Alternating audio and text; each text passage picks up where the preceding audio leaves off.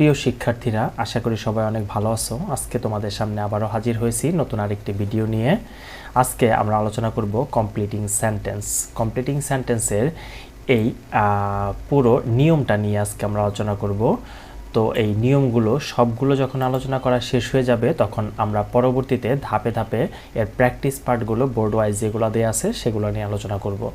তো চলো কথা না বাড়িয়ে মূল আলোচনায় চলে যাই। নাম্বার 1-এ বলা আছে so that, in order that, that এরা প্রধানত বাক্যের মাঝখানে বসে। এদের অর্থ হচ্ছে যাতে বা যেন। যদি এই সো দ্যাট বাক্যের মাঝে থাকে তাহলে আমরা দুই ধরনের টেন্সগুলো লক্ষ্য করি। একটি হচ্ছে প্রেজেন্ট টেন্স আর একটি হচ্ছে পাস্ট টেন্স। তো প্রেজেন্ট টেন্সে যদি হয়ে থাকে তাহলে প্রেজেন্ট টেন্সের স্ট্রাকচারটা ঠিক এমন হবে, subject plus V1 plus extension. এটি একটি অংশ। যদি পূর্বের অংশ, সো দ্যাটের পূর্বের অংশ ঠিক এই প্রেজেন্ট ইনডিফিনিট টেন্সে হয়, তাহলে পরের অংশও আমাদের প্রেজেন্ট ভার্বটা ইউজ করতে হবে। সাবজেক্ট ঠিক সেম একই সাবজেক্ট বসাতে হবে, প্লাস ক্যান অথবা মে প্লাস ভার্বের বেস ফর্ম প্লাস এক্সটেনশন। ঠিক এই থিওরিটা বা এই সেন্টেন্সটা আমাদের ইউজ করতে হবে। এরপর আসি, যদি পাস্ট টেন্সে হয়ে থাকে তাহলে subject plus V2 plus extension. এই ফরম্যাটে যদি থাকে তাহলে আমাদের পরের অংশটি লিখতে হবে সাবজেক্ট একই থাকবে প্লাস কুড অথবা মাইট প্লাস ভার্বের বেস ফর্ম প্লাস এক্সটেনশন। এভাবেই সেন্টেন্সটি কমপ্লিট করতে হবে। সো আমরা এখানে কিছু ভিজ দেওয়া আছে, মানে উদাহরণ দেওয়া আছে, আমরা উদাহরণগুলো একটু দেখে নেই। এই নাম্বারে বলা আছে আই এম লার্নিং ইংলিশ, আমি ইংরেজি শিখতেছি। সো দ্যাট, মাঝখানে এখন সো দ্যাট দেওয়া আছে। এখানে এম শব্দটা প্রেজেন্ট টেন্সকে নির্দেশ করেছে, সো আমরা এই পাশটায় ক্যান ইউজ করব। যদি আমাদের পূর্বের অংশ পাস্টে হতো তাহলে আমরা এখানে কোড ইউজ করতাম। এখানে বলা আছে আই অ্যাম লার্নিং ইংলিশ, আমি ইংরেজি শিখতেছি। সো দ্যাট, যাতে পরের অংশটা আমরা লিখব সাবজেক্ট সেম একই সাবজেক্ট, যাতে I can go to London, যাতে আমি লন্ডন যেতে পারি। এবার বি নাম্বারে বলা আছে শি ফোনড মি, সে আমাকে ফোন করেছিল। সো দ্যাট, যাতে এখানে ফোন শব্দটা ভার্ব আকারে ইউজ করা হয়েছে, এটি ভার্বের পাস্ট ফর্ম ইডি যুক্ত আছে। সো আমরা এর পরেরটাও পাস্ট ফর্ম, মডেলসের পাস্ট ফর্ম ইউজ করব, ক্যান না লিখে কুড ইউজ করব। তাহলে এখানে বলা আছে শি ফোনড মি, সে আমাকে ফোন করেছিল। সো দ্যাট, যাতে she could know the news, যাতে সে খবরটি জানতে পারে, এজন্য সে আমাকে ফোন করেছিল। এরপর আমরা নাম্বার 2-তে চলে যাই। এখানে দেয়া আছে সো ডট ডট দ্যাট, এটাও বাক্যের মাঝখানে বসবে। এর বাংলা অর্থ হচ্ছে এত যে বা এতই যে। এই পূর্বের রুলসের সাথে আর এই রুলসের খুব একটা পার্থক্য নেই, শুধুমাত্র পূর্বের রুলসে ক্যান মে ছিল আর এখানে শুধু ক্যান মির পর একটা নট ইউজ করব। আর পাস্টের ক্ষেত্রেও কুড অথবা মাইটের পর আমরা নট ইউজ করব। কেন আমরা নট ইউজ করব তার কারণটা আমরা একটু বলে দেই। সেই কারণটি হচ্ছে, আমরা যখন প্রশ্ন করব যে এখানে সো দ্যাট কি একসাথে আছে, উত্তরটা আসবে না। সো যখন আমাদের উত্তরটা না আসবে, সো আমরা এখানে নার জন্য নট ইউজ করব। আর যদি এই একই প্রশ্ন উপরের রুলসটা যদি বলা হয় সো দ্যাট কি একসাথে আছে, উত্তরটা আসবে হ্যাঁ। সো এখানে কোনো নট ইউজ করব না। এ থেকে আমরা বুঝতে পারবো যে সো দ্যাট যখন একত্রে থাকবে তখন ক্যান মে কুড মাইট এদের পর নট ইউজ করতে হবে না। বাট যখন সো দ্যাট আলাদা থাকবে, মানে হচ্ছে গ্যাপ দেওয়া থাকবে, মাঝখানে একটা অ্যাডজেক্টিভ ইউজ করতে হবে এদের মাঝখানে। সো তখন আমরা বুঝতে পারবো যে সো দ্যাট একসাথে নেই মানেই আমাদের নট ইউজ করতে হবে। আর রোজ বাকিগুলো সব এক। এখন আমরা এটার উপর একটা উদাহরণ দেখে নিই।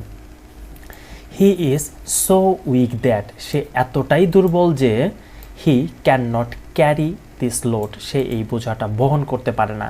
এখানে ক্যানের পর নট ইউজ করা আছে কেন? কারণ সো আর দ্যাট দুইটা আলাদা আলাদাভাবে ব্যবহার আছে, একসাথে ইউজ করা নাই। এরপরটা দেখি আমরা, দ্য কার ওয়াজ মুভিং, গাড়িটি চলতেছে। সো ফাস্ট দ্যাট, এতটাই দ্রুত চলতেছে যে উই বিকেম নার্ভাস, আমরা কি হয়ে পড়লাম? নার্ভাস হয়ে পড়লাম, মানে আতঙ্কিত বা ভীত হয়ে পড়লাম। এখন এই ক্ষেত্রে আমরা বলতে পারি যে এই বাক্যে তো নট নাই, তাহলে আমরা এটা কিভাবে নেগেটিভ বুঝে নিব?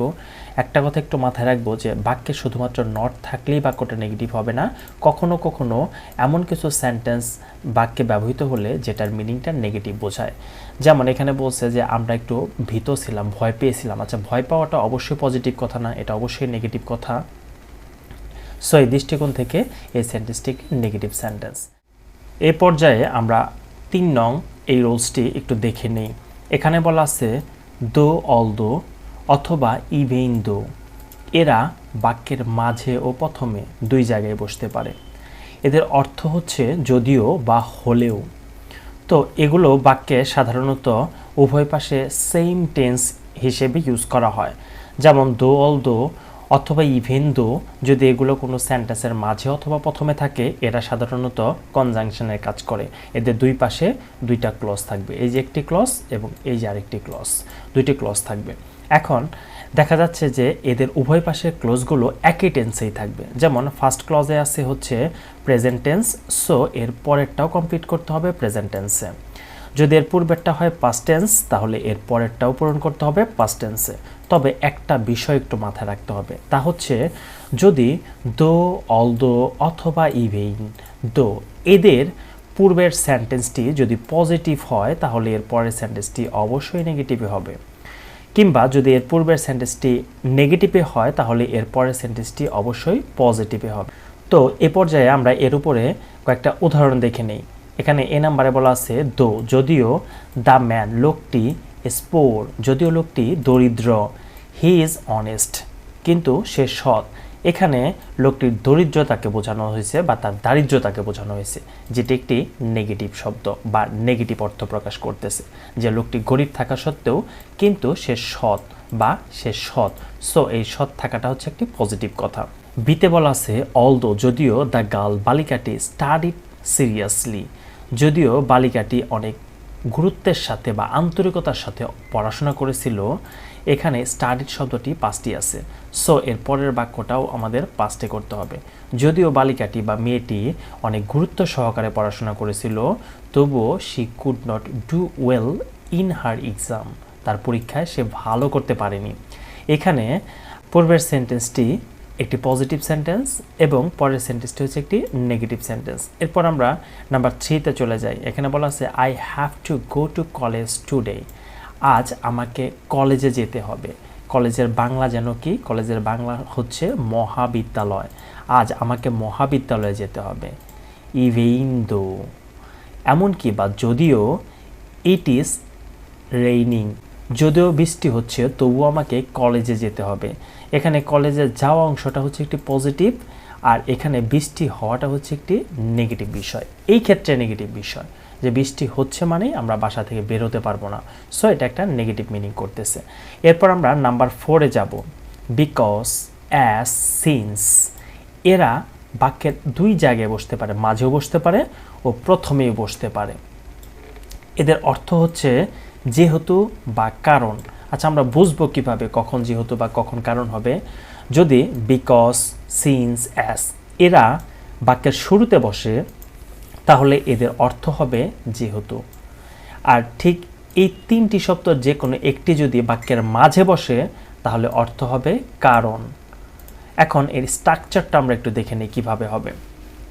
তো সিন্স, অ্যাজ, বিকজ এরা কনজাংশন। সো আমরা জানি কনজাংশন দুটি ক্লজকে যুক্ত করবে অথবা ওয়ার্ডকে। সো এখন যেহেতু এরা দুটি ক্লজকে যুক্ত করবে, তো আমাদের দেখতে হবে যে এদের দুইটা ক্লজই একই টেন্সে হবে, কোনো পরিবর্তন হবে না। প্রেজেন্ট হলে প্রেজেন্ট, পাস্ট হলে পাস্ট, কোনো পরিবর্তন হবে না। তবে একটা জিনিস মাথায় রাখতেই হবে, তা হচ্ছে দোর ক্ষেত্রে আগের অংশটা পজিটিভ হচ্ছে, পরেরটা নেগেটিভ হয়ে গেছে। যদি আগেরটা নেগেটিভ থাকে তাহলে পরেরটা পজিটিভ হয়েছে। কিন্তু এক্ষেত্রে উভয় পাঁচটি হবে পজিটিভ এবং উভয় পাঁচটি হবে নেগেটিভ। যদি সেন্টেন্সটি পজিটিভ হয়, আনসারটিও পজিটিভ হবে। যদি সেন্টেন্সটি নেগেটিভ হয়, তাহলে আনসারটি হবে নেগেটিভ। এর উপরে আমরা একটি এক্সাম্পল দেখে নিই। অ্যাস অথবা সিন্স অথবা বিকজ প্রথমে বসছে, অর্থ হবে যেহেতু। হি নোস ইংলিশ, যেহেতু সে ইংরেজি জানে, তাহলে কি ইংরেজি জানাটা একটি পজিটিভ কথা, সো পরের অংশটিও হবে positive. He may get a good job, সে একটা ভালো চাকরি পেতে পারে। এই অংশটা নোজ প্রেজেন্টে আছে, সো মে হচ্ছে প্রেজেন্টকে ইন্ডিকেট করেছে। এরপর আমরা নেক্সট ওয়ান দেখি। বি নাম্বারে বলা আছে হি কুড নট ওয়াক, সে হাঁটতে পারেনি। এখানে কুড শব্দটি পাস্টকে ইন্ডিকেট করেছে। বিকজ, সিন্স, অ্যাজ কারণ হি ওয়াজ ইল, কারণ সে অসুস্থ ছিল। এখানে কুড হচ্ছে পাস্ট, এখানে ওয়াজ হচ্ছে পাস্ট, তার মানে একই টেন্স ব্যবহার করতে হবে আমাদের। এবং দেখতে হবে যে পূর্বের বাক্যটা নেগেটিভ হলে পরের বাক্যটাও নেগেটিভ হবে।